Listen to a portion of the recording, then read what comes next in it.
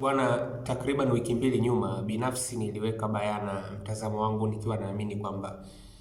Morris Abraham ni mchezaji ambaye atafunga magoli mengi katika kikosi cha Simba msimu huu, na mimi binafsi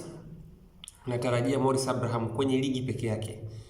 afunge walau magoli 8 mpaka msimu unaisha. Akiweza kufunga zaidi ya 8, well and good, lakini magoli 8 nafikiri kwa akili yake ya kimpira, namna ilivyo, namna ambavyo anaweza kutafsiri mchezo kwenye eneo la mwisho,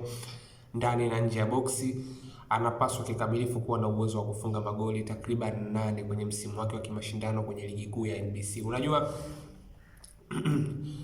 tangu namuona kwa mara ya kwanza msimu huu kwenye michezo ya kiushindani, nafikiri kwa ni mchezo dhidi ya Fountain Gate, ule alikuja aliingia kipindi cha pili, Simba kila alipokuwa wanashambulia kwenye eneo la mwisho, yalipokuwa kifanyika majaribio ya aina yoyote kwenye eneo la goalkeeper, jaribio likifanywa, rebounds kwa kiasi kikubwa, kama sio kwa kiasi chote, zilikuwa zinaanguka kwenye miguu ya Morris Abraham. Sasa ile huwa sio kwa bahati mbaya kwamba kila linapofanyika jaribio kwenye lango ama kila inapopigwa pasi ya hatari, basi kuna uwezekano mkubwa sana ikamkuta Morris Abraham akiwa kwenye eneo la kufunga ndani ya box. Ni kwa sababu ana uwezo wa kuakisi wapi mpira utadondoka kulingana na jinsi mazingira yalivyo. Na hichi ndio kitu ambacho kikawa kinanifanya niamini kwamba kama atalibeba jukumu la kusema kwamba nataka niwe na uwezo wa kufanya maamuzi ya mwisho ninapokuwa na mpira kwenye boksi,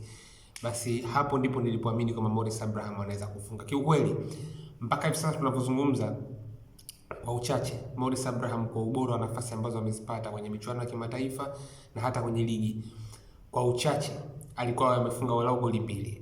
mpaka 3. Licha ya kwamba anachezeshwa kama kiungo mshambuliaji wa pembeni kwa maana ya winga wa kulia, lakini ukimtazama movement anazozifanya Morris Abraham, anafanya movement kama second striker. Simba kila akiwa anashambulia utamuona Soa mshambuliaji kinara, then nyuma ya Soa kidogo, pengine ungetegemea kama kwenye mchezo wa jana dhidi ya Mbeya City, labda muone mtu kama Jean-Charles Ahoua ambaye ndo alisimama kama namba 10, lakini unakwenda unamuona Morris Abraham nyuma ya Soa. Yaani Soa amefika kwenye box kama kinara, kama mtu wa kwanza, lakini mtu anayefuata baada ya Soa ni Morris Abraham. Kwa hiyo unamuona kabisa ni yule mchezaji ambaye anaweza kuwa ni kiungo mshambuliaji, anaweza akawa ni mchezaji anayechezeshwa kutokea pembeni kwenye ule mstari wa watu watatu, lakini akili yake inafikiria zaidi kama second striker. Anafikiria zaidi kama mshambuliaji wa pili, kwamba mshambuliaji kinara yuko wapi na mimi niwe nyuma yake, na ndio maana unaona kwa kiasi kikubwa sana kama nafasi ya hatari haikumdondokea Soa, basi uwezekano mkubwa ni kwamba hiyo nafasi itakwenda kumdondokea Morris.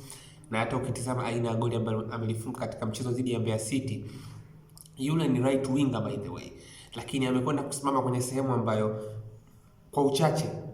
ulitegemea umuone Jonathan Soa au umuone namba 10 wake Jean-Charles Ahoua ambaye ndo anasimama directly nyuma ya Soa, lakini amekwenda kusimama pale Morris Abraham na bado kidogo afunge goli jingine. Anapokea low cross kutokea tena upande wa kulia kwa mara nyingine tena, na Almanusura afunge bao kwenye mazingira yale yale. Kwa hiyo kwa mtazamo wangu mimi nafikiri Morris Abraham ana magoli ya kushangia kwenye kikosi cha Simba. Uzuri ni kwamba Morris anaweza kuakisi mpira utakapodondoka akiwa ndani ya boksi, lakini Morris ana uwezo wa kuutandika mpira akiwa nje ya boksi. Anaweza kushoot from distance na akaweza kufanya kitu. Kwa hiyo imagine kama anaweza kuanticipate mipira itakapodondoka ndani ya box, lakini pia kama ana uwezo wa kupiga mipira kutokea mbali, tafsiri yake ni kwamba huyu mtu ana uwezo kikamilifu wa kwenda kuweka namba kubwa ya mabao katika kikosi cha Simba Sports Club kwa msimu huu.